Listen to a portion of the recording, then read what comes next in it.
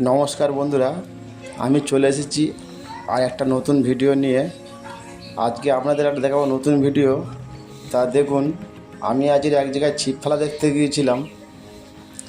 সেইখানে দেখলাম একজনের ছিপে একটা বড় কাতলা মাছ হয়েছে। তা তোমরা এই জায়গাটা হয়তো অনেকেই চেনো।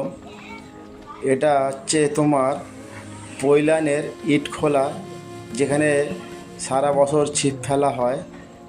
বিশাল বড় ঝিল, প্রচুর ডিপ আছে এটা। বন্ধুরা, এইখানে এক সময় মাটি কেটে ইট তৈরি হতো, যার জন্য এর নাম হয়েছে ইটখোলা।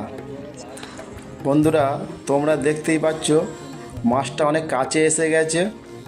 এবারে একে জাল দিয়ে আড়াই তোলা হবে। বন্ধুরা, অনেকেই আশেপাশে সবাই ছিপ ফেলছে, তা আমি সবাইকে দেখাচ্ছি না গো।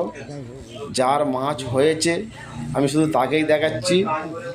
এই সিটটা 4 নম্বর সিট।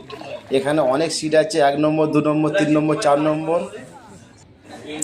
বন্ধুরা, ভেবেছিলাম মাছটা অনেকটাই বড় হবে, কিন্তু খুব বেশি বড় হয়নি। যাকে যা হয়েছে খুব ভালো হয়েছে। এবার ওই মাছের মুখ থেকে বঁড়শিগুলো খোলা হবে। খুলে মাছটাকে নিয়ে আলাদা জাল আছে, সেইখানে মাছটা রাখা হবে।